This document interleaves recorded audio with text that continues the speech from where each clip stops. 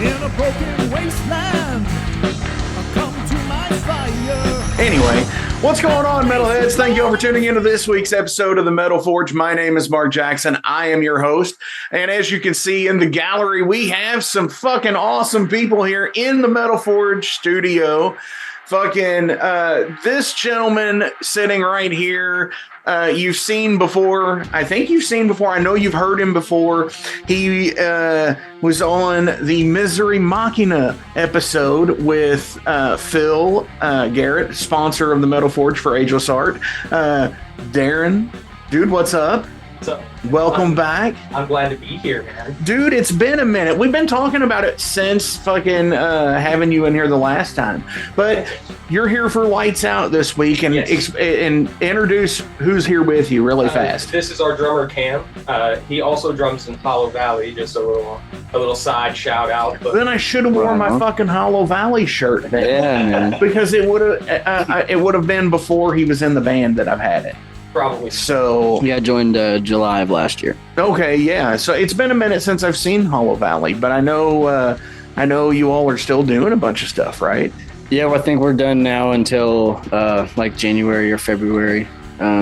We played a lot of shows this season, so we're kind of just taking a break, working on some new stuff. Hell yeah, definitely. So Hollow Valley was actually on the Metal Forge a long time ago. Okay. Before they made the change to Hollow Valley. Yeah, you won't feel a thing. No, it was even before that. Really? See, I told you they were under it. I don't even know what it would have been. Maybe it was Forget the Fallen or something, or Was it who was here? what? We have the Google machine right here, and excuse me, I don't usually do this on the show, but I am going to go to notmetallica.com, metalforgeradio.com. Was Paul? Did you have Paul on then? Paul, the Let's listener? see. It was way early. It was like 2020 or 2021. Provoke the Punishment? No. Flip the Switch? Oh, that's not. Corey from Hollow Valley used to be in Flip the Switch. Yeah. Okay, that's what. There Yeah, we yeah. go. Because 2021 or 2020 they were Hollow Valley then. Yeah. Yeah. Okay. They changed the name to Hollow Valley in like 2017, I think. Has it been that long 2018 ago? or something like that? Wow. See, that's where I'm just kind of like, Yeah. I'm not up on the gig. I'm that's all right. flying over here. I don't have. I mean, fuck. We need to cut that part out. Anyway, so this is really cool. We got the red lights on in here in the Metal Forge. Got the candles going. We're here to talk about Lights Out and whatever's just coming up, because here it is. It is spooky season. Yes. We're rounding up to almost to episode 350. I think actually this might be 350. I don't know. That'd be wild. But I did wear my Scarefest shirt today, because by the day this drops, it should be Scarefest weekend. So fuck yeah, no, that's cool stuff. So, dudes, before we get into the band talk, how's things? Life kind of fucking sucks a lot of the time, but how are things? I've been stressed as fuck, if I'm being real. Yeah. Because I've been a full-time engineering student at U of L on top of doing music and working full-time. So it's been a lot of shit. It's been a lot. Like, Dude, I that's- barely sleep sometimes. Hey, but you're young, so Yeah, so it makes up for it, because don't sleep now, push forward. But when you get to like when you become my age or Phil's age or something like that, you won't need the sleep, because then you're just gonna be like, fuck, so oriented that you got it down. Yeah, right. Fuck Well, yeah, man. I'm doing my best. I'm having to walk back a little bit on some things, but that's for good time's sake. I've got to enjoy life as well as putting up with misery sometimes, Sure. Literally. Yeah. I see what you did there. No, they know better than that. Nice. They're all great. Dude, I love misery. the only person that would even get upset at that would probably be Gabe. No. Because everybody else is fucking just what the fuck ever. At least that's how Phil is, anyways. Love him to death. Oh, speaking of which, he did the Stonehenge tattoo, which is great shit. You know, Nice. Yeah. That is really. I mean, he just does so much good work. Oh yeah, man. He's about the only person that I will let tattoo me at this point. I will probably let his apprentices do some stuff, or anybody that he recommends. Sure. Maybe if there's something that I want that he thinks somebody else could do better. But well, and that's kind of the game anyways, I think. At least that's how it's always been for me with getting tattoos. It's like, I got my like first piece of flash, when I was 18 kind of thing. Yeah. And then like after that, it was a few years before I had anything. And then all of a sudden it was just like, bam, covered. Yeah. And it was because I found artists that I really enjoyed their work. And, it's like going to somebody like Adam Hicks, for something that's super stylized, like anime, where, super fine detail stuff. Well, that's nice. I think he recommended Adam maybe to me because I was talking to him about getting some anime tattoos. Yep, that would be the one. Yeah. I've had work done with that from Adam. So, but yeah, anyway, dude, Cam, how you're kind of quiet over here. You're sitting in the dark. You got this nice candle glow right beside your head in the shot here. You can actually see the ice howl, the orb of enchantment sitting in the background for some you're familiar with that, Darren. Yeah, we'll talk about that in a minute. Yeah, because that's the other place you might notice Darren from is he's the noble in the ice howl video. I don't know if you knew that, but I didn't know that. Nice. I'm a piece of shit. And, such fun. And that motherfucker gets his. Hell yeah. Hell yeah. But anyways, Cam, dude, what's up? How you been? Been good, man. Not too many complaints. Got a good job, healthy kid, all's well. Dude, that's happy great. To be here. And hey, good job, healthy kid. You're able to do this on a Thursday night, because that's real metal is, it might look like we're in the fucking dungeon or whatever, but no, this is real deal. It's 6:30 on a fucking Thursday. That's right. And we're going to make it fucking work. That's right. Hell yeah. Fake it till you fucking make it, I guess. Or faking it. Nah, faking nothing. We're just making it. No sense on it. Yeah. So, okay, Darren, vocals for Misery Machina. You've the best way I can equate that band is a modern practiced metalcore band. And I say that because the drummer aspect of to the track and everything else. So it's kind of a modern-esque era approach to a metalcore thing from, that's reminiscent of something that would have been slaying your fucking ears in 2006 and 2007. Yeah, I can definitely see that. And I dig it. But so when you go through and that scratches the itch for some things, now lights out. Yeah. Okay. Explain. Because for me, it took a long time to join a second band. Well, I was with Misery Machina for 4 years, I think, something like that. We were together for a little bit before we put out the EP. Sure. And then played the big goddamn metal show. Yeah. Well, I mean, that was even 2 years ago. So yeah, when that's you all what I'm played. saying. We had been together for a while before that. So I think it was around 4 years. And then, I don't know, man, I just was kind of experimenting with expanding my vocal range and finding that I liked heavier stuff too. And the guitarist died, asked me if I wanted to come hang out, try out, see what it was about. And I did, and I had a great time, so I stuck around. Poached his ass. That's awesome. And, it can be fun because, there's always those bands out there and, everybody, especially in my age group, they look at like Metallica where they fired Jason Newsted for joining another band kind of shit. Right. But like, as I've gotten older, it's really cool to come into that kind of thing where it's like, this can be fun and it scratches a different itch than what, say, Overload does, like with Ice Owl, in my opinion. I'll be honest with you, man. I did leave Misery Machina. I don't think it's been. Oh, no, I didn't know that. Yeah, I did. So this is a break right now. Oh, damn. Well, it just wasn't what I was into anymore, man. You know, I get it. Over time, you kind of evolve and form different tastes and stuff. And, Sure. I love those guys to death. I think they're great guys and great musicians.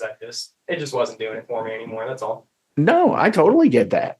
No, I mean, so when you do go into now lights out, you know, you've got your chops down from the experience that you had before. Yeah. And because I don't know, was Misery your first band? No. I didn't know if it was or not, No, but it wasn't. because we didn't get into that before. No, I've been playing around in the scene since I was like 16, I think. I was in a metalcore band. Well, you're only 17. No.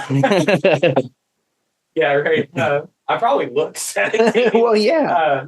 But I mean, I can't even grow a beard. This is the best I've got. Right.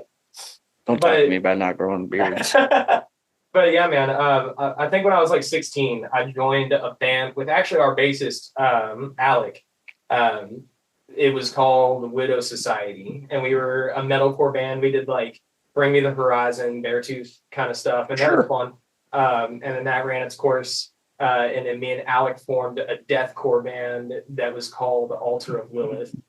And we did a little bit of stuff with that. We got to open for Slaughter to Prevail. Is Lilith a because I know you do the Ren Fair, you do No, it wasn't. It was Lilith of Many Darkness or whatever. No.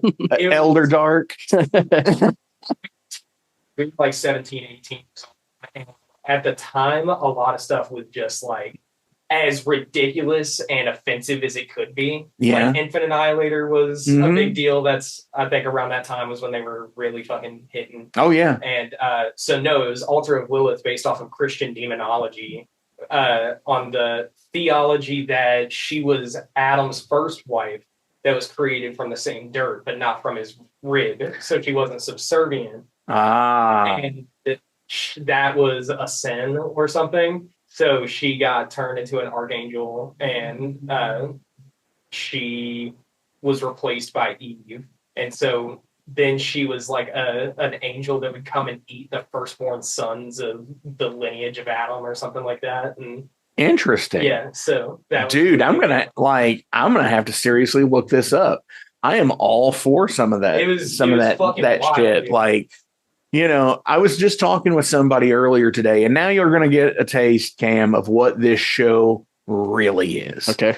Because we're going to talk about band stuff. I'm here for when you get brought in, when you bring in weird shit like that, I can't just not fucking be I'm here for it. I'm like fucking wrenching my hands over here. But no, what's wild about it is I was talking with somebody today about the fall of the Roman Empire. Oh, yeah. And how it's seriously considered, there is a theory out there that the fall of the Roman Empire actually happened a whole lot closer to our current civilization than what we think. Because we think it was 2,000 years ago, with like BCAD, or BCE common era stuff. But like there's a whole era of like Europe where there was invasions and wars and all that shit that they lost so much history to. Yeah. So they just, whenever they just started re-recording history at that point, they just added time to the fucking, what they thought was the numbers. So it's total weird shit. And they think that it was actually closer to like 1,000 years ago rather than the 2 to 2,500 years ago. There's also something to consider. Like when you think about people going and the Mayan calendar in 2012, then you realize that maybe different civilizations had a different measurement of time based on their fucking place on this planet. Yeah. Because guess what? Once you leave this planet, that fucking day don't mean shit. Yeah, man. But that's the thing, right? Is like 2,500 years ago to the Romans would not have been the same 25. Oh no, because again, they had a what did they have? They had I believe what they refer to as the 10-month calendar, and then there was what they called like reverie or some shit, which is what elves do when they sleep. but and it was like 48 days or some shit it was almost 2 full months. And at the end of a year that they just didn't count. That's crazy. Yeah. And it was just because it was like winter. Yeah. They only counted like spring, summer, and fall as.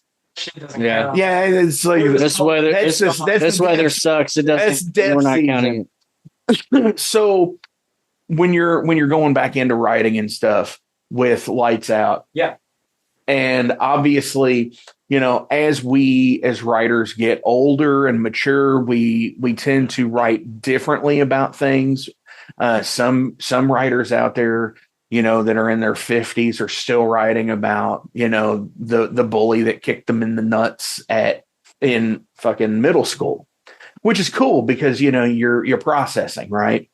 So like, have you adapted and changed with your not vocal, but your lyric writing in, say, when you were in a previous band to what you're doing now? Yeah, I definitely think it's a little bit different, but there's some overlap between this and Misery Machina too.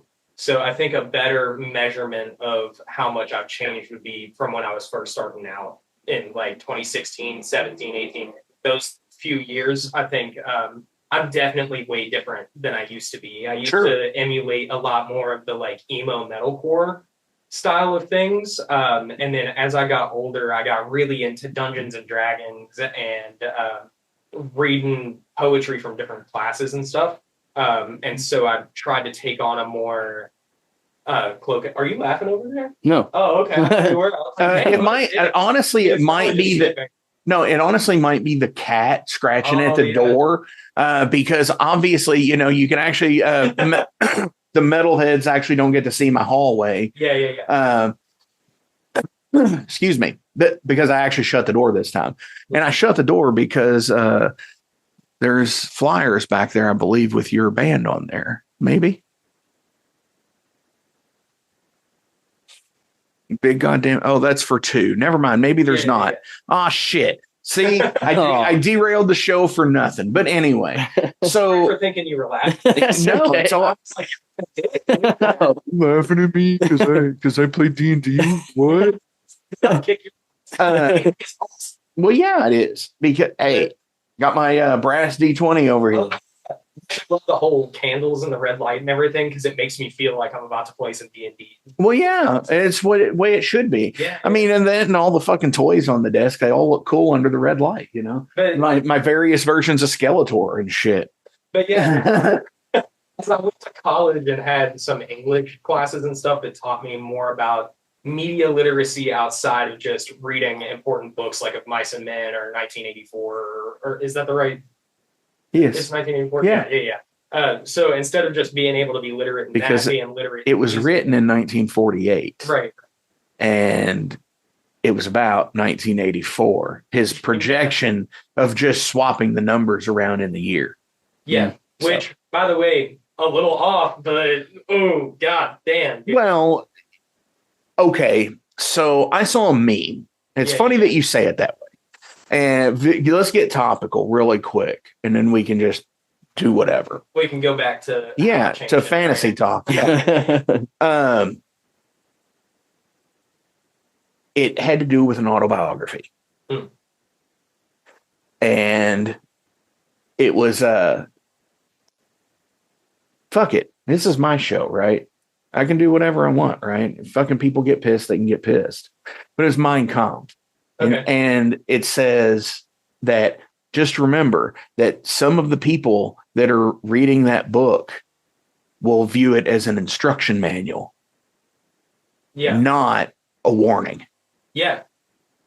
Well, that's 1984 is that. So there are people out there like we were talking before we rolled about, the quote unquote Chinese spy app is what it was referred to. And then it was, they were so concerned that it was, they were harvesting data and spying on U.S. citizens. And it is now being organized to a sale to a United States based company that does the exact same thing, harvests data and spies on world citizens. Yeah. So anyway, yeah, it is a fucking thing. When you sit there and say, wow, it got a lot of things right, but I mean, he saw where it was coming. Yeah, for sure. And I mean, I think even now you can see where things are going to go. Oh, sure. I think it's a pretty general thing, but to be able to pinpoint it that accurately, even if you're 40 years off, that's intense. Oh yeah, absolutely. But even still, it's the media literacy outside of stuff like that. Sure. Where even music and shows and movies can have deeper meanings than what's portrayed in front of you. Mm-hmm. And so being able to see that a little more clearly in everything changed how I wrote and made things a lot more of a metaphor. And made me be able to, this is a really corny way to put it, but it made me be able to hide behind other things and stuff. That's not, no, that's not corny at all. And honestly, I think it's an interesting thing because being a musician that plays, like guitar, bass, and whatever, and being a drummer, I think I do that on that as well. Playing drums or playing a guitar riff, it allows me to, just as much vocally as it allows me to get and say, encode things the way I want you to, the way I think you would be the best possible way to understand it. That's how I write lyrics. And, sometimes I write guitar riffs that way too, where it intertwines with the vocal line just so it kind of drives that point home. Mm-hmm. Yeah. I'm not going to lie, man. I write a lot to his drumming. That's really heavy. Well, and and that's the thing, I think wherever as a vocalist you can latch things onto and develop from, that's the most beautiful part about writing music to me. Yeah. Is because, like, for me being a bass player in two bands, that I can just go to, say, Todd or Mike and Overload and know exactly what I want to put down for them. And then on the flip side, be able to go to Ice Howl and be able to do the same thing. And just because with Jason over there and Seth, and because it's really cool to be able to flex that muscle that way. Yeah. Writing to drums. I've known many people who do that. And, look at the biggest band, one of the biggest bands in the world, Metallica. Yep. When you look at them, they're a guitarist and a drummer.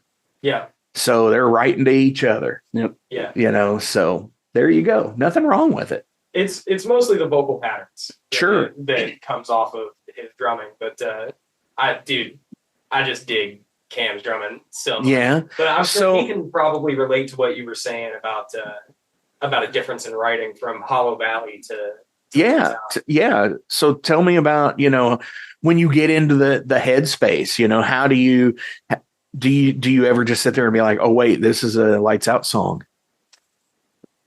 Not because for me, drumming, I think would be the hardest part to do. It's like bass, I can just sit there and like, okay, fuck, no, this is this song. I got this. Yeah.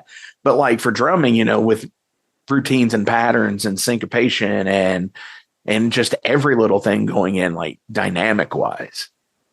I don't really feel like I play any differently from one band to the next. I mean, a lot of the stuff I play with Hollow Valley right now, like I didn't write, except for the last 3 new songs that we've come out with. I wrote the drums on those.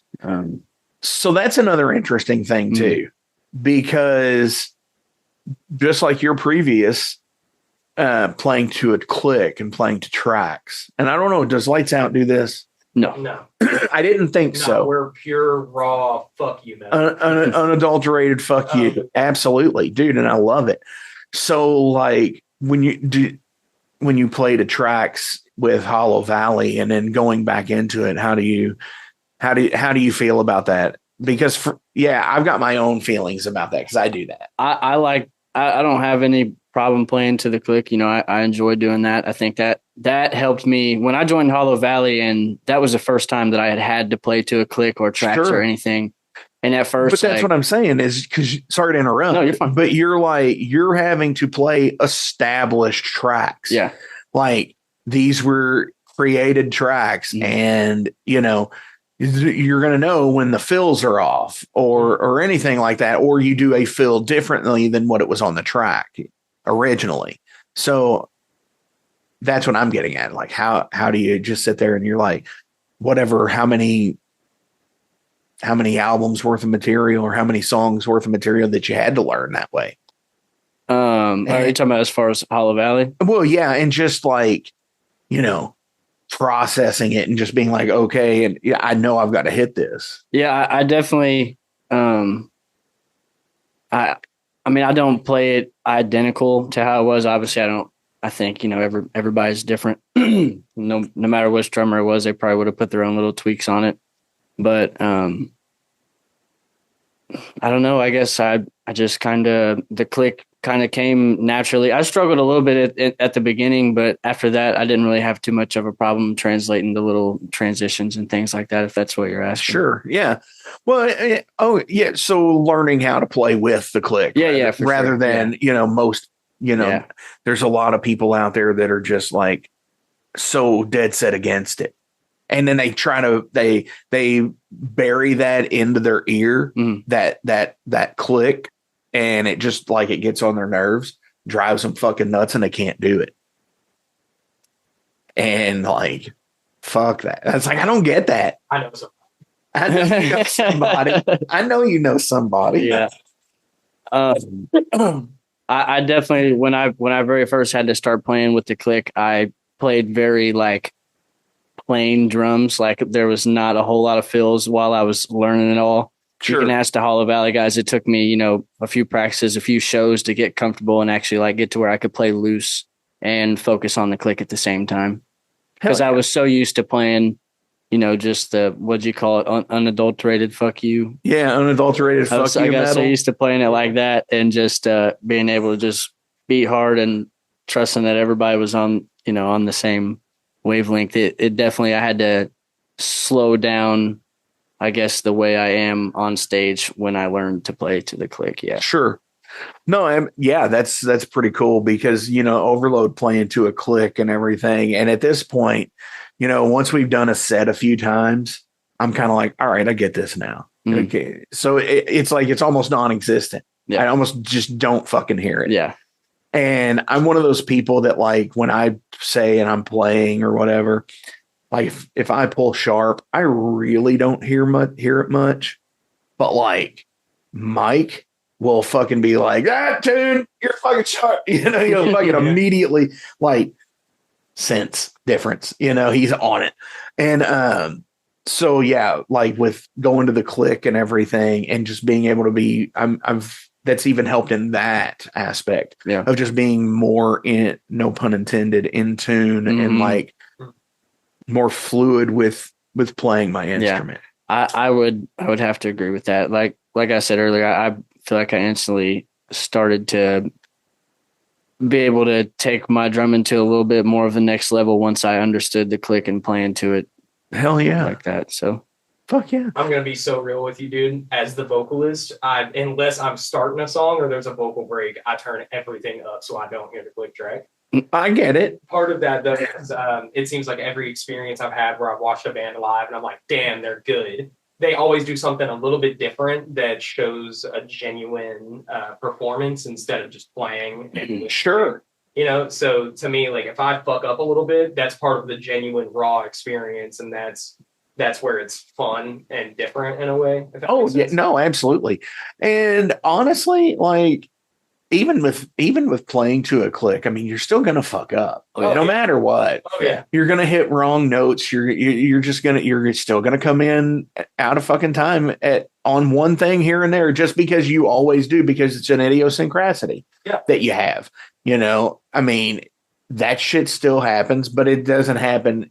It's like it helps. It weighs it out to where it just kind of doesn't happen, which I think is, fine with, and even, the bigger bands that are playing to clicks that have been doing it for years, even though you don't think that they do, I mean, Well, why not? The reality of it is, you're gonna have to once you reach a certain level. Sure. Once you get to where you're trying to put on productions with timed out flames and smoke and lights and all of that shit. If that shit doesn't hit when it's supposed to, then it doesn't have as good of an effect. And Yeah, you end up getting burnt on a stage by a magnesium blast. Yeah. And then your guitar tech has to fucking play guitar for you, and then your fucking 4-piece band became a 5-piece band. And then, you know, from spawning that whole fucking getting burnt on stage, a city burned because there was a riot because of it, you know. Yeah. And you know, and it's all because you didn't want to fucking play to a click track. That metal is fucked. Really, if you think about it. Well, that's a true story that happened. It's Metallica. Yeah. It's burned down because of to play to a fucking click track. No, that's just great. Some shit straight out of Metalocalypse. Yeah. That's awesome.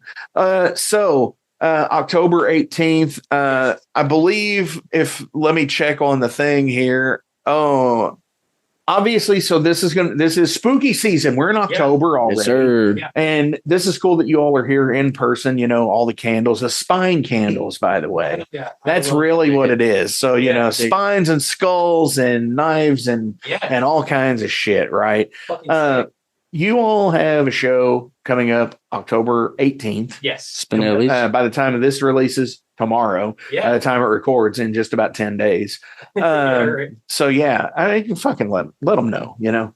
Yeah, for sure. I'm not hiding nothing from nobody, you know? Well, hey, you've got a show that day too. I do, but we're talking about you all, and it's at Spinelli's. Don't mosh into the fucking pizza warmer. They get pissed at that. Yeah, don't do that. Warmer in the show section.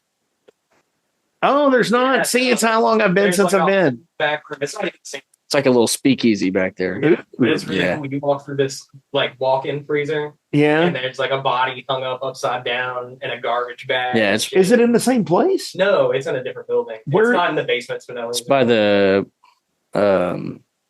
ballroom, isn't it? Yeah.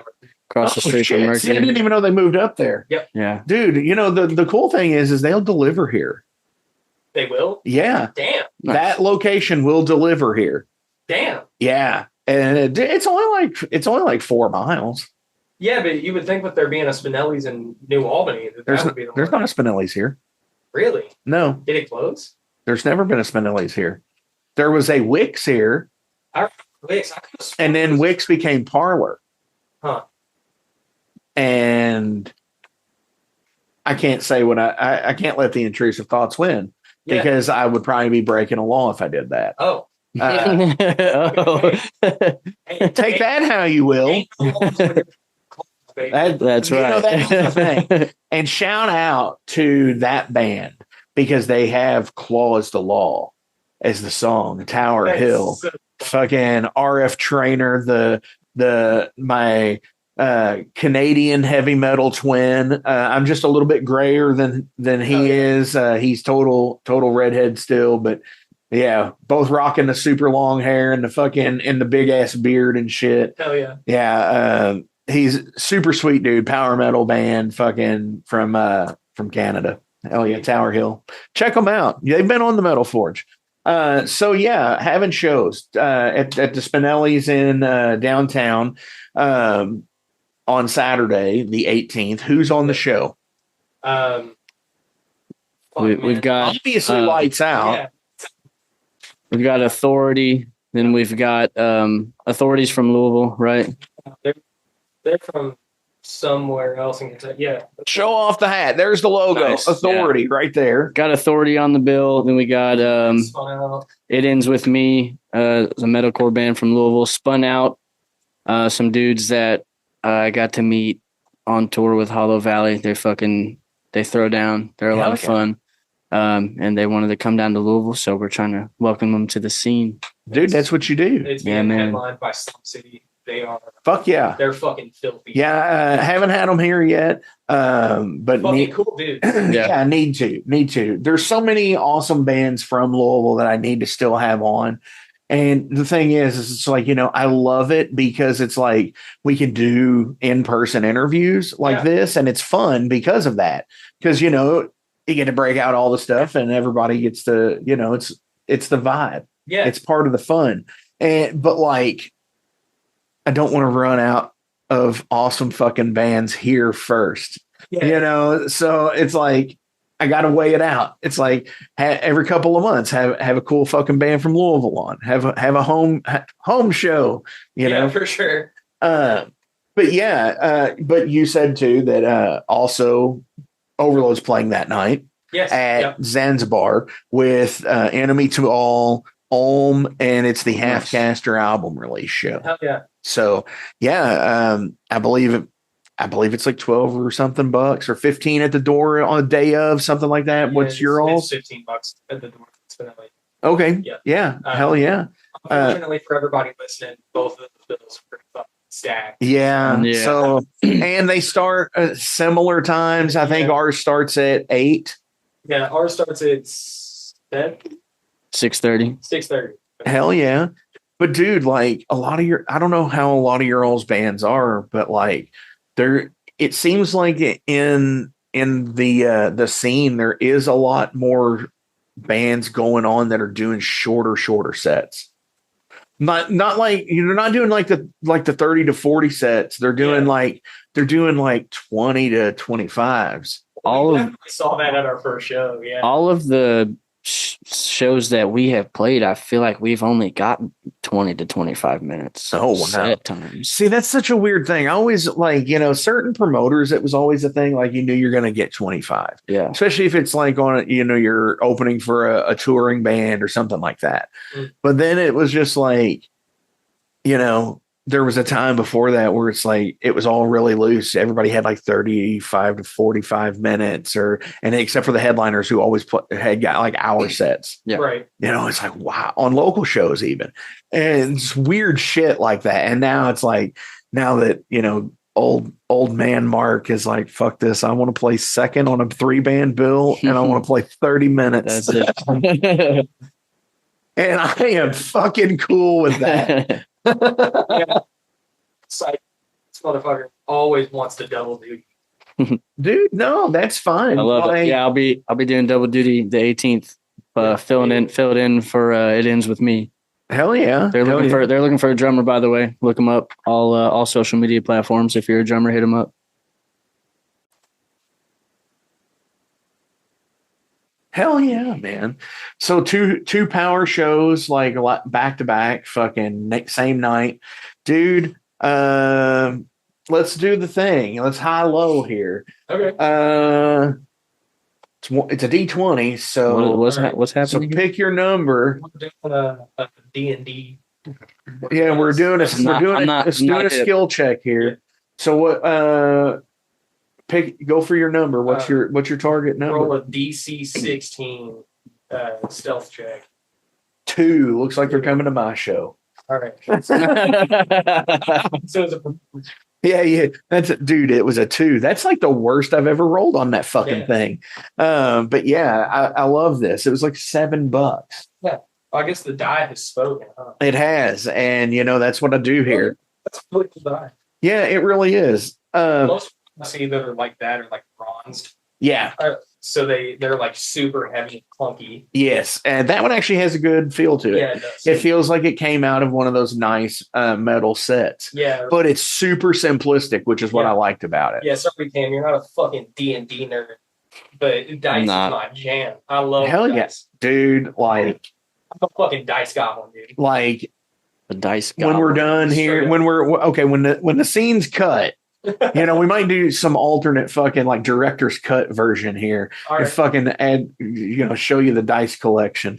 But no, so what about music coming out? What do you all have? So we just released a new single that's called Death Threat.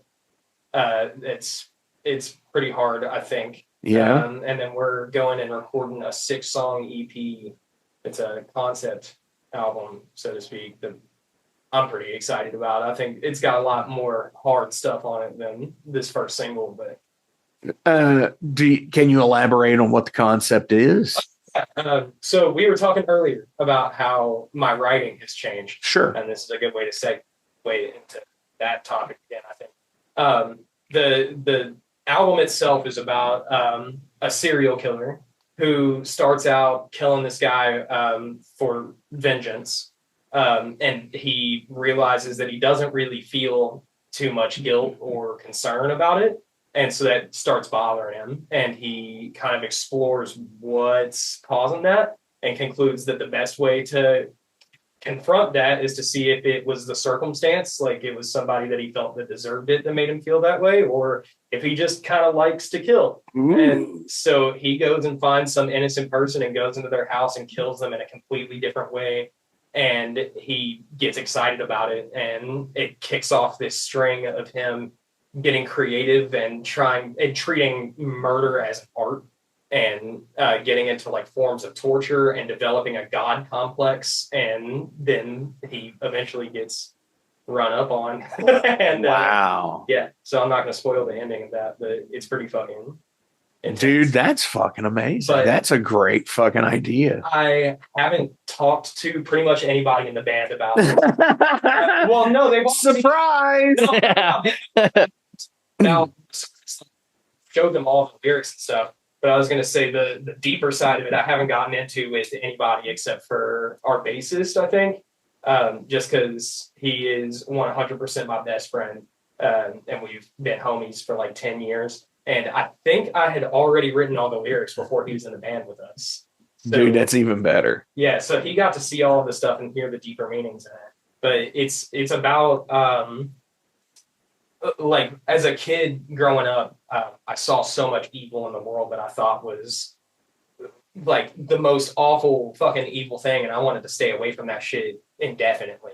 And I would never make that mistake. I would never do something stupid like that. And then I grew up, and then I got into some really stressful situations and really awful things, and did shit that I wasn't proud of, but it didn't make me feel the way that I thought it would do some of those things that I used to think was fucked up and stupid. Right. And so I dabbled more into stupid shit, and eventually it fucking ran up on me, and I fucking had to face my karma in a few different ways. And that's, and until you do face it, that's the whole thing. And until you face it, you are going to continue that cycle. Yeah. And it's going to drive you down even worse. Oh, so yeah. when the time you do face it, you'll be lucky if you do come out on the other end. Mm-hmm. Yeah. And dude, like boom, right there. Fucking, I know that was seen on my cam. Not you, Cam. These cams. I'm The Zynga. That's Cam. Camera 1, Cam 2. Camera 1, Cam 2. So fuck yeah. Looking forward to that for sure. Dude, I'm totally like, I know a director who would totally be down to shoot some of this as video work. Hell yeah. Not putting out any names or anything. But I definitely know somebody who'd totally be down for it. Hell yeah, we can talk. Yeah, I'll send you there when. I just want to shout out Eric at Everett Studios. Yeah. That's who we recorded with. Yep. And Shout out Wave Painter. yeah, we're definitely going back. Fuck yeah, He man. does music videos and stuff too, just kind of plugging the homie in. Oh, fuck yeah, dude. No, dude, if anybody that can, if you can do it, do it. Yeah. Like, I mean, if you've already, the gear is just, it's a thing at this point. And if you want to do something, you're going to do it no matter what. There's bands that I know that made their own instruments, that made their own fucking electric guitars and shit, and fucking played drums with it, and were basically fucking buckets. But they did it. And now that they have gear, and they're just fucking amazing fucking bands, they were amazing before. So if you've got it, do it. Make the time to do it. Yeah. Because not getting any younger. Derailed. Oh, man, it's good. Derailed, I don't think it was called Derailed when you were here the last time. I think it was just a general profile question. Okay. So Derailed, is a thing that I say. It's like, we just go off the fucking rails. Okay. Whatever comes up. Might be that non-safe for work question. It's like that deal breaker question stuff. That stuff comes up from time to time. Or just other fucking menial goofy shit. Like this first question is, what movie character would you most want to be like? Do you want to answer that first? I know the first movie character I ever wanted to be like, and that was Benny the Jet Rodriguez. Shout out Sandlot. Hell yeah. Yeah. Dude, I can kind of see the resemblance. And I still love baseball, so I'd say Benny the Jet. Hell yeah. Gonna have to go with Spider-Man. I love Spider-Man. Which one? Which one's my favorite? Which one do I want to be like? Yeah, because you got to think, Tobey Maguire's Amazing Spider-Man is very different than Andrew Garfield's Amazing Spider-Man, which is very different than Tom Holland. I think Tobey Maguire. I think, like, as far as who I would want to be, yeah, because I think that the other two had it like substantially worse to some degree. Like, so if you think about it, Tobey Maguire watched Uncle Ben die. Yeah. And he had to essentially kill Norman.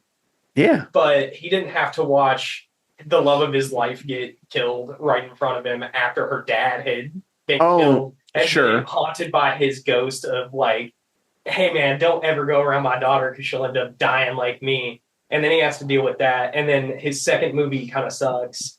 And that's not fun. So, but the thing is though, but if you do go through, if you go through the comic side of things, they're all the same character though. Yeah, but there's different universes. Yeah, there's different ones. So, but the Gwen Stacy thing happens to, straight up 616 Peter, and yeah, but it's, man. So, but even with, going into the films, like with, Tom, right? Like Uncle Ben dies for sure, because he always does. But I don't think he's even in. No, I don't ever remember him being in it. I think that happens before, because his whole origin story is just not in the MCU, the MCU versions. Because he's already Spider-Man. I think so. Yeah. So. Yeah, because. Yeah, I don't even remember that. I have to go home. I watched them fairly recently, but I have to go. I hear him saying I have to go home and watch these. I'm in my home. If anybody hasn't watched all of the Tom Holland movies, you're pretty far behind at this point. Catch up, but skip this part, I guess. He has to watch May die after that, which is terrible. And then he has to watch Tony die. Tony Stark, who is like his mentor, he watches die in the Infinity Wars and shit. And then he also has to watch his girlfriend and best friend completely forget him after having to confront two different multiverse versions of himself and deal with all the. And I will say, falling apart, and he has to try to fix it because he fucked up. Right. That's a pretty. I will say though, I love the way they did all three of them in there. Yeah, yeah. And they did the thing. Yeah, and they did the meme, which is great. I love that. So I'm going to stick on the superhero thing here for a minute. All right. No, it's cool. No, because even still, this works in the same way. So pick fandom, whatever fandom is, that you have. Obviously, if it's sports, I like Star Wars. I see your Star Wars cards over there. Those are actually paintings. That's actually a Darth Maul painting. And it's cool shit. Picked it up at a comic shop here in Salisbury. Nice. It was their opening day, and he had the tote and the mall. Okay. And I love the head melting scene from Raiders of the Lost Ark, right? Where he's just fucking skulls and shit. Yeah. So I had to get it. It's worth it. Worth every fucking penny. You know. But what villain would you want to fucking see become the hero? What I want to see become the hero. Yeah. It's like, if you know, who would you turn to that? Who would you turn to a hero? Can it be a villain that was a hero before? I mean, are you Vader? I mean, yeah, I mean, because that kind of happens for him. Yeah, I guess it does. He throws Palpatine down the I would go for, okay, so to talk Star Wars, I would go even farther with that. And I would say, I wouldn't say Palpatine, but Grand Admiral Thrawn. Oh, yeah. Because he's that's the blue guy with the red eyes. Yes, yeah, right there. You got him. You got him. Yeah, it is the blue guy with the red eyes, standing next to Emperor Palpatine. Nice. But yeah, I would do that totally, because just to see what he would do for good, or or to build people. Instead of destroy. And Count Dooku going back to a Jedi would have been cool too. Oh yeah, some of those are some of the coolest, like little like Star Wars things, like that are Tales of the Sith and Tales of the Jedi. And then the Underworld one. Dude, some of those are like really fucking cool. Yeah, this story about Cad Bane at the end of the Underworld, or was that Underworld? Yes. Yeah, that one was pretty. Yeah, cool. Where he's the kid and everything, and he sees his friend get. Become a cop. Yeah, the cop down there. Yeah, spoiler alert. Yeah, sorry. Camera's here. I'm looking back there. Sorry. No, you're good. I'm just trying to think. I guess I've got the default answer just because you guys were talking about Star Wars. I guess Revan. Revan would be okay to see him stay a Jedi and not powerful. Yeah, that would be rad. I think that would kind of change the entire projection of everything. But then you got to think, what's the ripple effect going to do? Right. It's like when you make Revan, straight up, most powerful Jedi ever.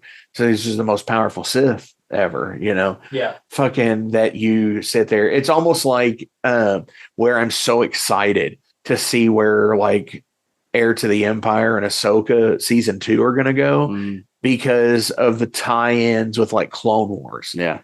And like, dude, like if you make Revan stay to the light, does that make that like, what if instead of the rise of Palpatine that it's Yoda? And because there is a side story where it's like an alternate universe where Yoda turns to the dark side. It's totally cool shit, man. I wonder what that would be. I think it was a comic, actually. I'm not super deep into Star Wars lore. I just know a little bit here and there from games and it's enough to be dangerous with. No, not even dangerous, dude. I'm a threat when it comes to Star Wars. For sure, dude. If you were obscenely wealthy, what eccentric thing would you do? Eccentric meaning selfish, or eccentric just meaning spending a lot of money? I mean, isn't it all kind of selfish at a certain point? Like, I don't think saying like giving $1 billion to end like world hunger is exactly eccentric. Yeah. Well, that's not even what I was thinking anyway. Yeah, but no. I'm gonna go on tour. Oh, whoa! Steals. Oh my god, dude! Dude, somebody sit there and they shared a thing saying where it was like they're eating the dogs, but it was like they're eating the immigrants. Oh my god. Instead of the immigrants are eating the dogs. And I said, no, it was right. It's still right the first time. They're eating the dogs. Ballpark, Bar S, any flavor they can get. They're eating the dogs, the hot dogs. No, man, I think first things first, I would drop working at all and just finish college. I think that would be 100% the first thing I would do.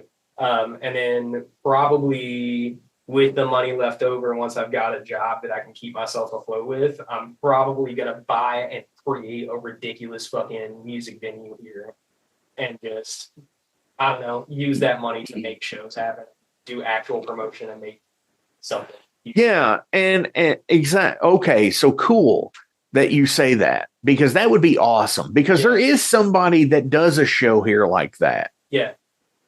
And it completely fucks us for the rest of the year. Yeah. On getting anybody of any kind of substantial level. Yeah. Like in March, because of you can't play here in March and here in September. Yeah. There's 6 months difference. So you almost have to like look at it like that too.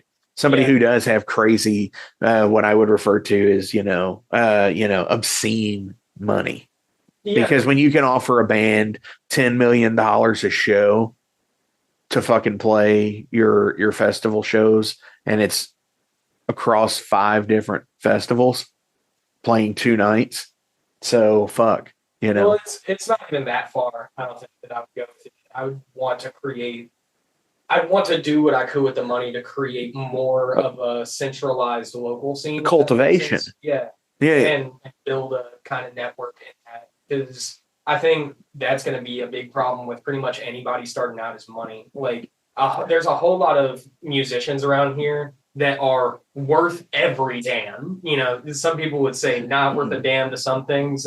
There are so many musicians here that are fucking crazy good, and we just don't have the funding to push ourselves out to be that music festival level of shit. People don't have the money to go tour. People don't have the money to record like they wish they could. No, you're absolutely right. Don't have the money to put on shows and stuff like that. So, well, I think the ultimate thing is where you say, yes, it is the money. And what it is that government has, and I don't want to fucking just blame government, but it's pretty much it. Government has made it incredibly hard for anybody who is even a moderate middle class, median income family to be able to survive on a family-owned business. Yeah. Whether that be a bar, a shoe shop, a whatever, it doesn't matter, because they have it has been made so highly unattainable that you just don't even try. Take fast food, for example. Most of those you have to have, like, the franchise is like, say, 20 grand. Mm-hmm. But all the other hoops that you have to go through about securing business loans to get, you have to buy the land from them or lease the land from them, and everything has to be built to their spec and all of that, which, granted, I guess, you're a brand, it should be done that way. But like, when you're not making money when you're being a general manager of, say, a fucking McDonald's franchise, and your salary's fucking 40 grand, something's not right. Right. McDonald's fucking, every fucking store fucking probably does at least $1 million a year. Oh, easily. There's no way they don't do way more. Exactly. Really. Like, that's got to. And that's conservative on that. Yeah.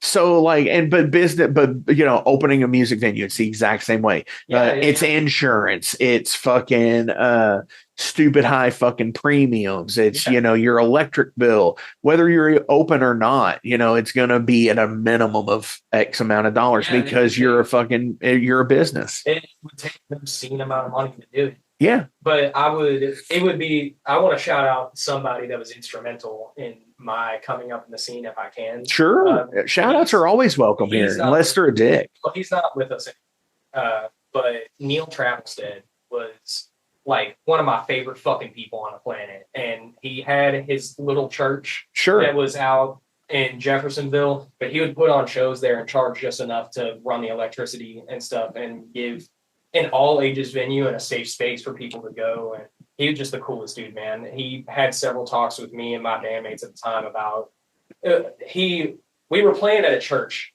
but at one point something got said to him about, sorry, man, we're not really Christians. And he was like, that's a young that's an old man's game, is to be a Christian. Right now, you guys have to live your lives and learn, and I'm going to respect whatever stance you got. And I had nothing but respect for that. No, I totally get it. But it would be my homage to him. No, absolutely. No, I knew Neil as well. Never played for Neil because, it just wasn't my thing. I didn't, that wasn't my part of the scene. Yeah, that's okay. But I get it. I get it now more than I did then. Yeah. So, because, he gave such a voice to voiceless people who have in turn created that same thing for other people. And again, it would be an homage to him to do that. And that's awesome. Dude, Cam, what about you? What would be your sorry, dog, I've been yapping. No, dude, that's how this goes. Yeah, man.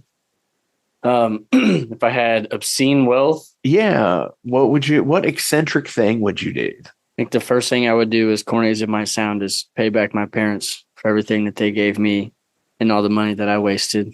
Damn, I'm a piece of shit. No, bro. I mean, that's not really eccentric though. That's like the first thing I would think about. I feel like probably if I just ran into obscene wealth, I would love to be able to stop working and take both bands on tour and like maybe build a house where you can do all your stuff in-house, recording and HQ. Yeah, all that. Hell yeah. So what I'm hearing is my little like cultivation center is going to be a team effort. Yeah. Hey, dude, communal living, man. Fucking, you ever watch Parks and Rec? A little bit. Fucking Ron from fucking the other one. Yeah. The Eagleton Ron. Communal living, man. Are you going to have a communal living space too? Or? No. Well, I mean, hey, communal living means everybody has their own room. Private, maybe if it's just my friends. we could do that. Like up in Charlestown, outside of Charlestown, there's a castle for sale. Dude, it's for like $1 million. Dude, we gotta get $1 million now. Like, seriously, the fucking spot. Yeah, like, dude, that's one of the things that they do. The big courtyard. I'll show it to you. We'll fucking, after we're done here, I'll fucking click over the link. We'll show. Yeah, it's total legit thing. Would you rather survive as Tom Hanks's character in Castaway or Robin Williams' character in Jumanji? Man, answer, bro.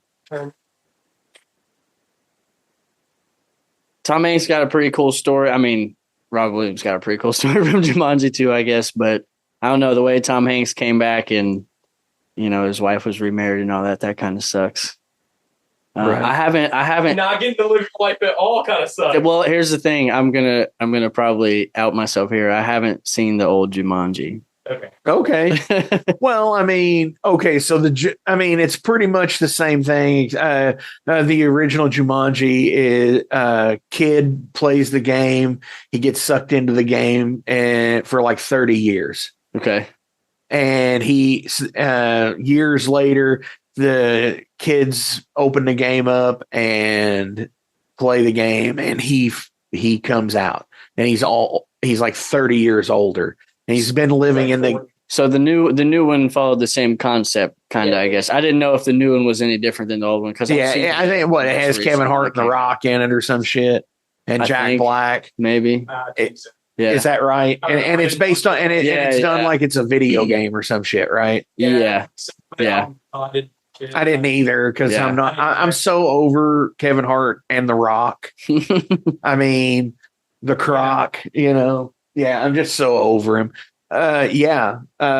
So I would say Tom Hanks then, I think, because I'm not trying to lose that many years, I guess. Tom Hanks lost a lot, but did he lose as many as Robin Williams in Jumanji? No, not at all. I'd take Tom Hanks. Going Tom Hanks for the same reason. Yeah. Dude, plus like just didn't have a social security number or any marketable skills to get a job or the know-how to pay taxes. Shout out Benji Howard.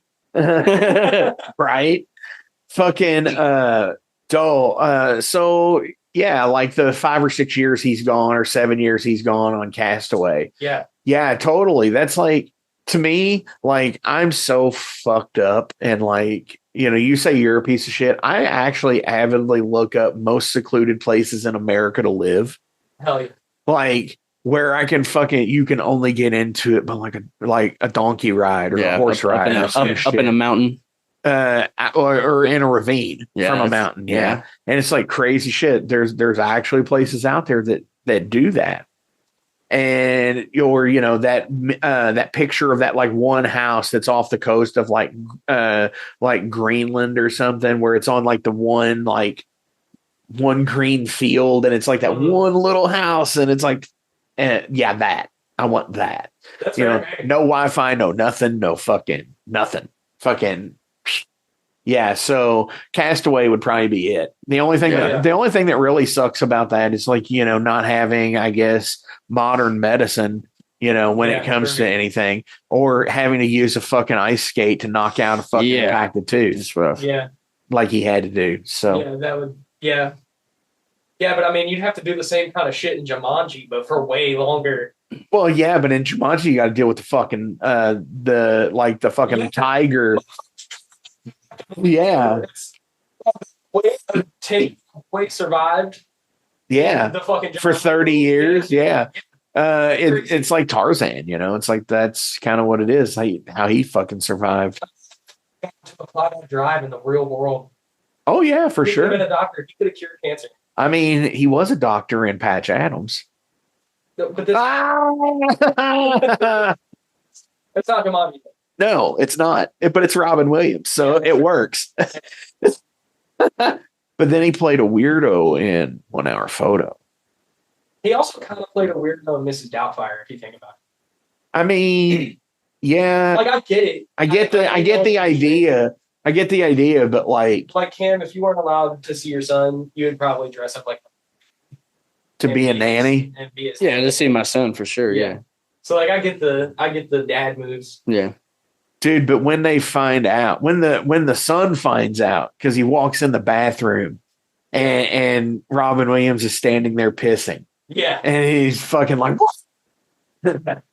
Anyway, derailed. See, this is what it's about. I like it.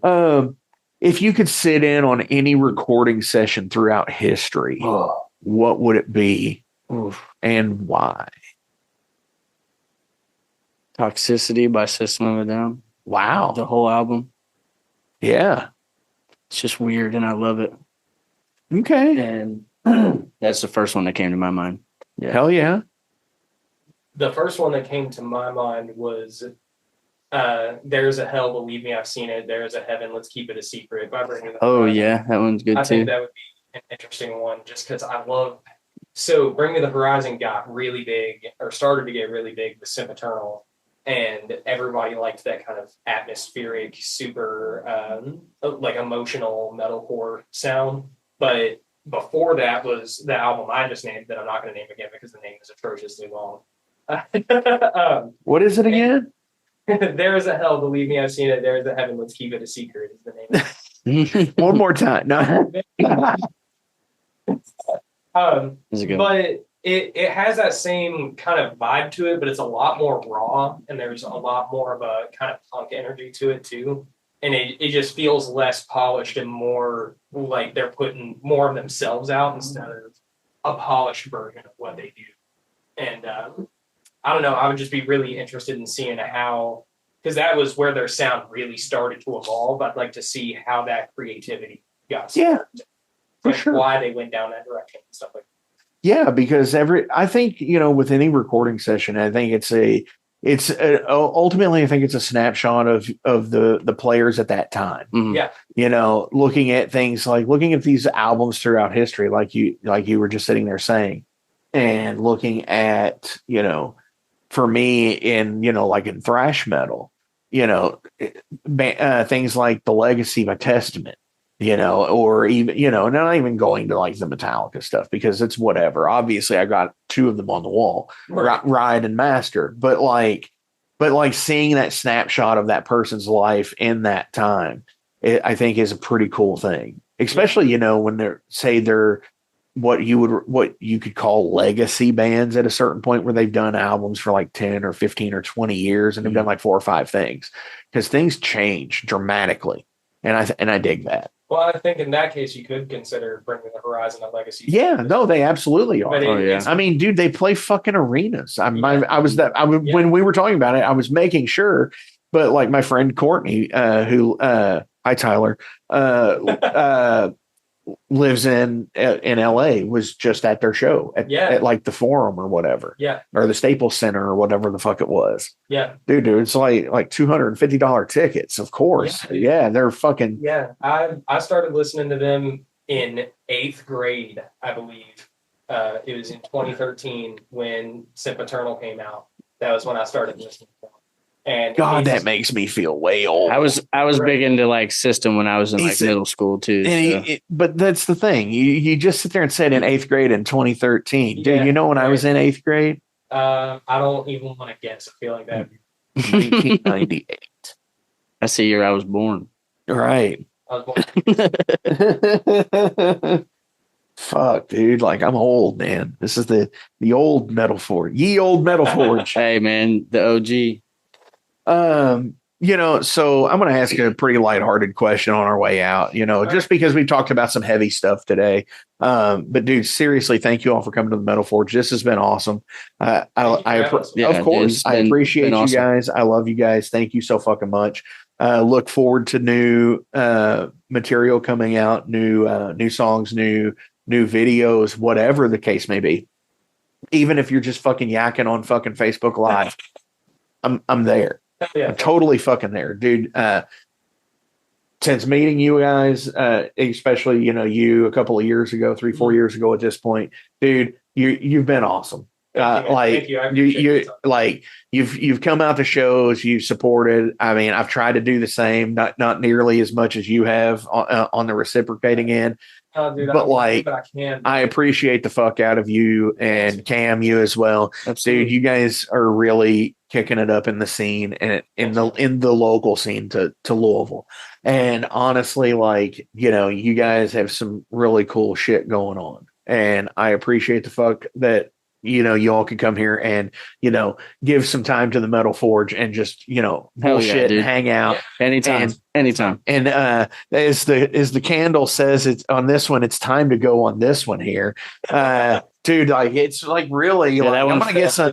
Fell somewhere. Yeah. I think it's in the skull that's on the disc. Nice. Yeah. There's skulls everywhere. You should come by one day and see it. Yeah, so we're gonna, whenever I'm gone, they're gonna fucking just take this room out and we're gonna get it put somewhere in like a museum piece. Yeah, nice. It's like, I like it. Like Leo Fender's office Yeah. is still the same as it was the last day he was there before he died. Damn, that's really cool. And all of the guitars he was working on, they just halted production on. Everything that was in his office was halted production, but it's like all covered in like dust and shit now, But somebody give that much of a fuck about me. Yeah, that you're just like, holy shit. Yeah. Dudes, thank you all so fucking much. This has been awesome. But thank you. And now this is the part where I'm going to look to the camera and say, as always, links, they're listed below. So give likes, shares, follows, go do all the things, all the stuff, because that's what fucking matters. Go to the Bandcamp pages, go see shows, go buy shirts, go buy merch, because that's how fucking we make it day in, day out in an independent metal band. No, it doesn't matter what fucking genre you are. If you're in fucking metalcore, you're in traditional heavy fucking metal, you're in doom, groove, what the fuck ever. Metal fucking family. That's what we are. Doesn't fucking matter. Pick up your brothers and sisters and any and everybody in between. Fucking yes. Do you all have any shout outs you would like to give today before we go? Absolutely, but I want to give a chance to go first. Shout out our boys who aren't here right now, Dodd, Brandon, and Alec. Other Lights Out boys. He gave a shout out to Eric Troutman for recording our previous song. Shout out to every venue that's given us a chance since establishing Lights Out. Losers. We're Planet of the Tapes. Wrong side 812. Yeah, wrong side. Sorry, it's not losers anymore. Wrong side. Planet of the Tapes. We played the Highland Tavern. Yep, tap room. Yeah. Hell yeah. I would love to shout out my mom and dad. I love my parents and my sister for being like the biggest fucking lights out fans. They are. They really are. Yeah. They really are too. Yeah, my girlfriend too. She always shows up and throws down at our shows. It's really fucking awesome, and I love the hell out of her. Outside of that, locally, past everyone we've already shouted out, I think Benji Howard is like probably my favorite local band right now. They're stuck in my head on repeat. Shout out Benji. Yeah, shout out Benji. Who the fuck is Benji Howard, right? Right. I love Overload, not just because you're sitting there. I've come to several shows, and I fucking love Overload. Dude, yeah, you were at the Wrong Side show. Yeah, because it was fucking awesome. Newsbearer, as always, Newsbearer, badass. Yeah. Slum City, Give Up, Authority. I don't know, man. If I've missed anybody, I love you too, and I'm sorry. Everybody we've ever played with, just go to our page and look at our fucking our banners and check out everybody we played with. Boom. Easy as that, man. Insert on the liner notes on the albums back in the day, you would always see somebody put like a line and say insert name here so you could write it in. That's what we just did. Insert name here, write yourself in. Fuck yeah. Thank you. All of you are badass. Shout out. Right. If you're a sucky person, then fuck you.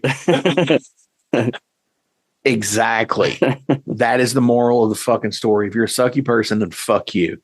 Dudes, my final question is, like I said, we're going to go lighthearted here. Okay. What was the first band t-shirt that you were proud to wear to school?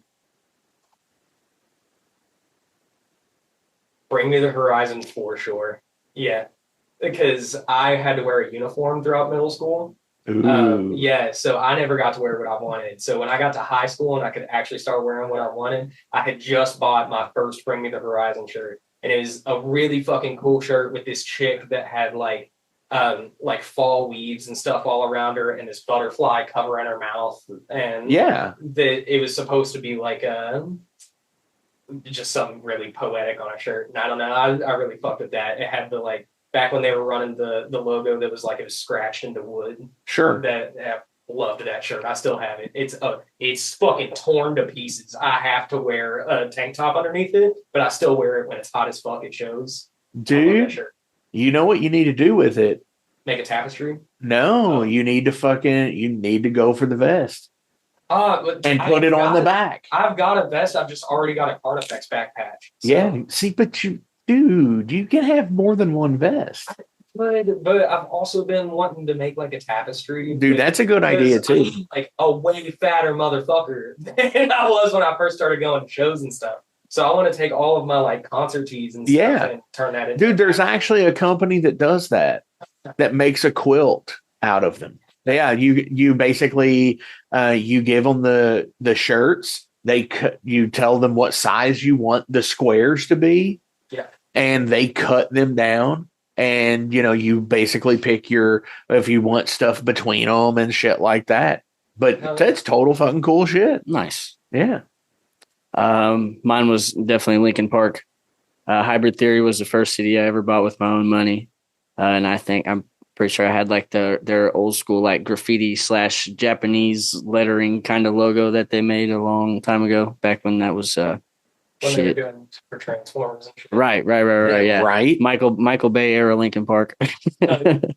Hey, that's the whole thing. That's the whole thing. I mean, it's like people are going to label you a sellout no matter what. Anytime you make fucking money doing this, they're going to label you a sellout because you made money doing it. Yep. When, the money's nice, but, some people, it's just the sacrifice of the artistry. That's, I think, where you not enough people draw the line. Mm. They just, if it's sacrifice of the artistry, then get mad. But like, dude, if they're doing the same fucking thing they've always done, why are you mad? People go into sense. Oh, sure.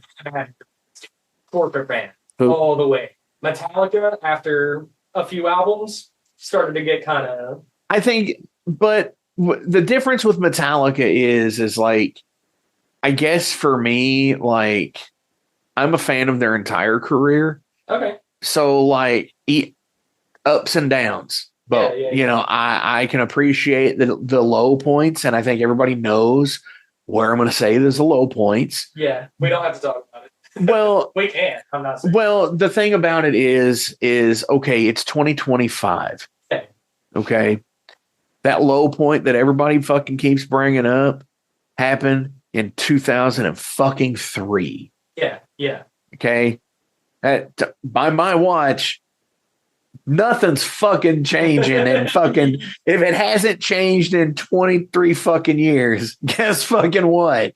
It ain't fucking changing yet. Yeah. Right. You know, same thing with like the bass tracks on Justice. Yeah.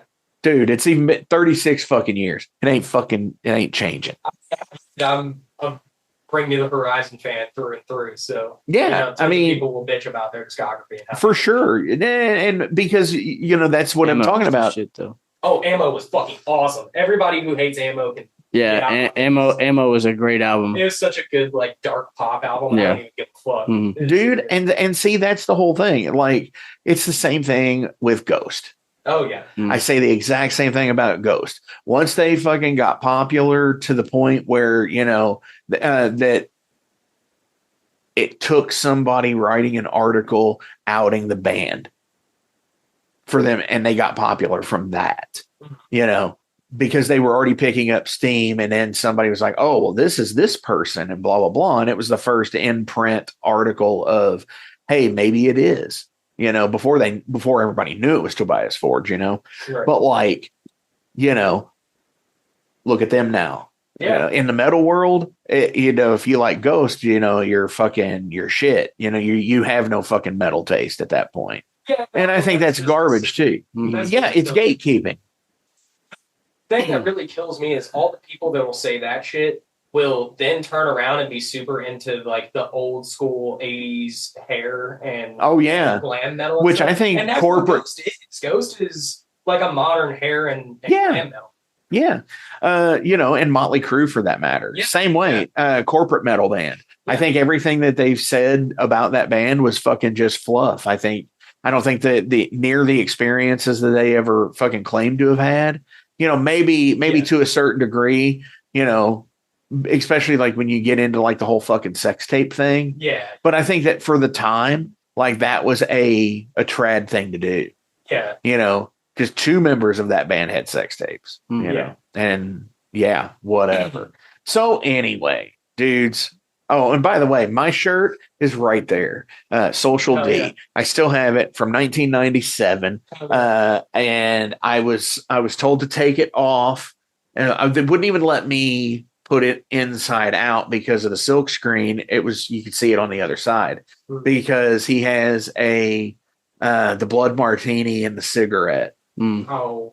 And in 1990s small town Indiana, that was a big fucking deal. Yeah, you know, when you're fucking 12, 13 years old. So fuck them.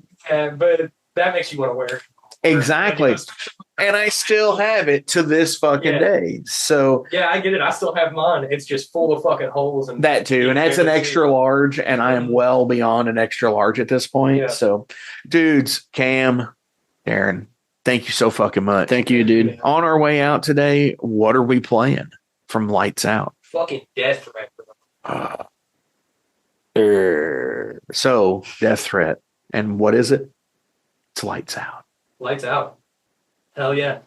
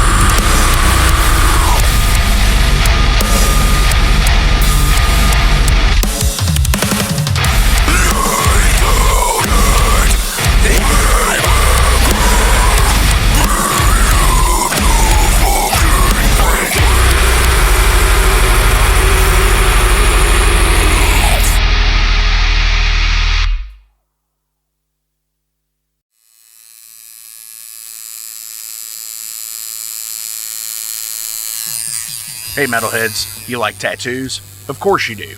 If you're in the Louisville, Kentucky area, come on over the bridge to Clarksville, Indiana, and get you some ink done at Ageless Art. If ink isn't your thing, they have a piercing studio as well. Visit agelessartclarksville.com to see some frequently asked questions, meet the staff. The shop is open Monday through Thursday, 12 to 8 p.m., Saturdays, 12 to 10 p.m., and Sundays, 12 to 6 p.m., all appointment-only spots. You can set up your appointments by phone at 812-283-1793 or email agelessarttattooandpiercing@gmail.com and someone will get you set up for your first or your next tattoo or piercing.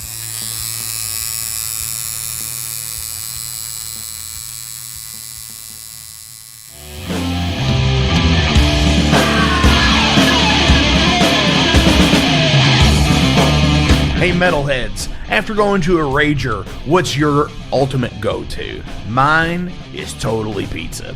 So when Overload is playing or I'm promoting the Metal Forge live showcases or the big goddamn metal show, I go to Pizza DoNisi. Pizza DoNisi is gourmet artisan pizza from right here in Louisville, Kentucky.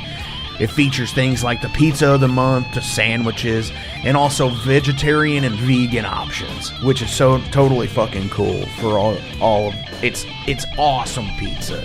You definitely want to go. Hey, and also from time to time they do cannolis. Oh, so fucking good. You know what they said, man? Leave the gun, take the cannoli. Yeah, just like that in Godfather. They're located right next to the Mag Bar at 1396 South 2nd Street. So either stop in or call in at 502-213-0488. They're open till midnight. The witching hour.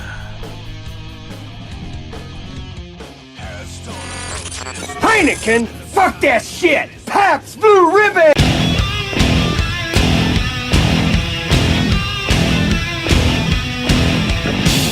Hey metalheads, you all hear me talk about Mag Bar all the time. It is the home to the Metal Forge live showcases and is an integral stop in the ultimate underground metal tour schedule. They obviously feature live music, but the Mag Bar also has daily specials like Pint and Slice Night on Tuesdays with Pizza DoNisi. But they also do Bring Your Own Vinyl on Thursdays with DJ Kent Jackson, and Finer Things Sundays. Located right next to Pizza DoNisi at 1398 South 2nd Street, open 3 p.m. to 4 a.m. 7 days a week. Get your asses out to the Mag Bar. Rock out.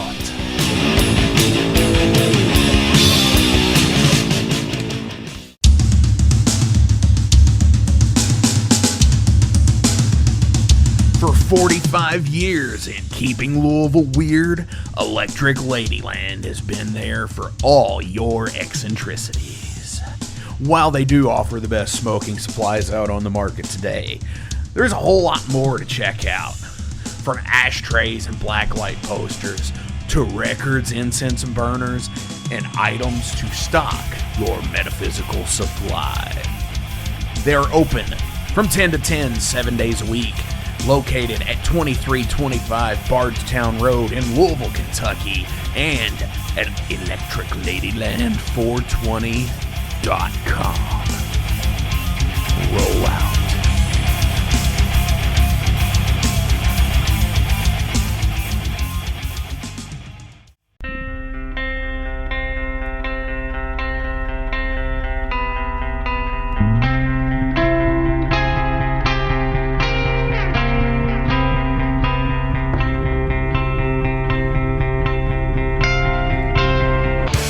In 2017, one man's vision and passion for all things metal started out as a record store in his house. Years later, the fight against a mainstream empire continues as Shadebeast.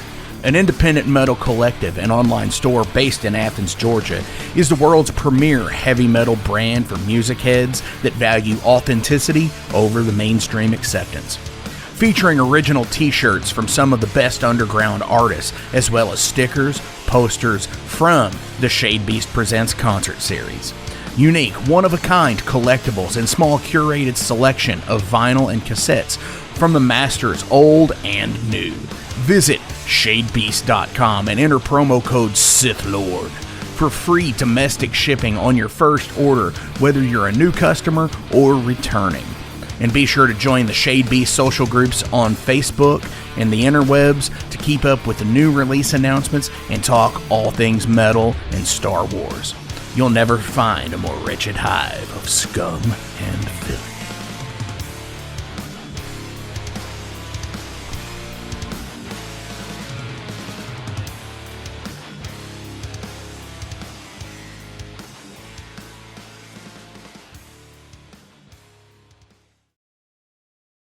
Welcome to the night. You think you know Night Demon? Then the Night Demon Heavy Metal Podcast is for you. Step into the darkness as we peel back the curtain to give you an unprecedented, all-access look into the mind and the heart of the demon. We're talking band history, song analysis, studio anecdotes, stories from the road. It's everything a diehard Night Demon fan could want and more. This is the only place to learn the inside scoop, the deep dive trivia, the untold tales from the band members themselves and those closest to the Night Demon story. Need more? The Sacred Night Demon Crypt will be pried open to reveal demo recordings that have never before seen the light of day, all with in-depth commentary by the band and the people who were there for the writing and recording process. This is a gold mine, a treasure trove of all things Night Demon. Head over to nightdemon.net or wherever you listen to podcasts.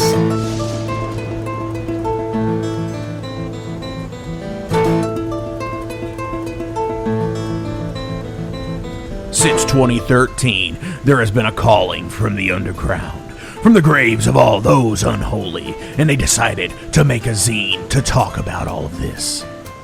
Soulgrinder Zine! An independent metal zine to keep you informed on all things metal and horror from the underground.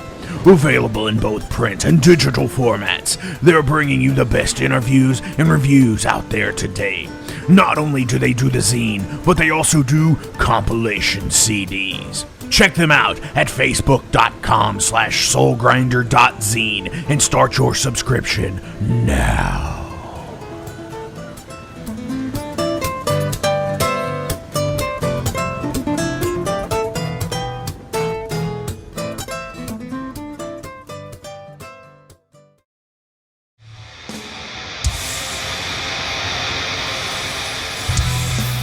Hey everybody, let me tell you about the new sponsor to the Metal Forge, Unchained Tapes. They're an independent Pennsylvania tape label. They focus on extreme metal and punk with a killer approach to the tape scene. Visit their web store at unchainedtapes.bigcartel.com now to get your fill of tapes. And for being a Metal Forge listener, enter the code METALFORGE10 at checkout to get a 10% discount on your total purchase. That's unchainedtapes.bigcartel.com.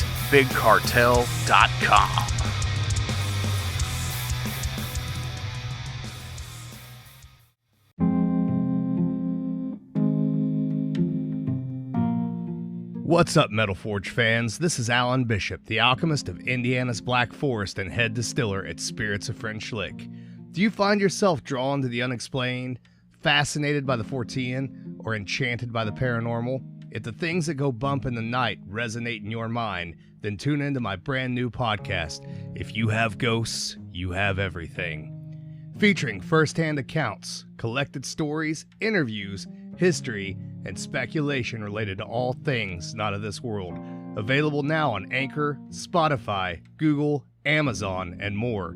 Sit back, relax, and remember, if you have ghosts, you have everything.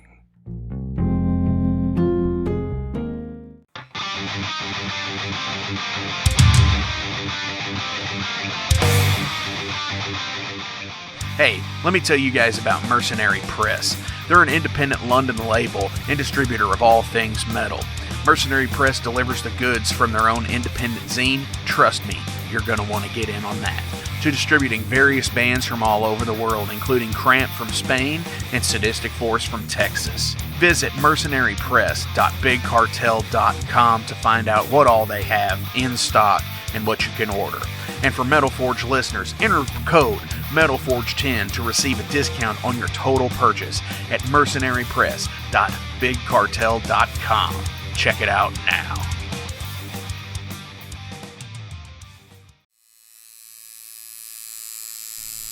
Hey Metalheads, it's with great pleasure I get to tell you guys about a new sponsor to the Metal Forge, Ageless Art, New Albany. After 20 years of owning and operating Ageless Art in Clarksville, Indiana, Phil Garrett had a vision for a new type of tattoo studio. Something that is clean and modern, sleek, refined, inviting. And he's done just that with Ageless Art in New Albany. You can find it at 2736 Charlestown Road, New Albany, Indiana, 47150. Business hours are Monday through Saturday, 11 a.m. to 7 p.m. Sundays are 12 to 6. All sessions are appointment only, so give them a call and go get you some new ink. Or if it's your first time, go get your first one, baby. In a broken wasteland,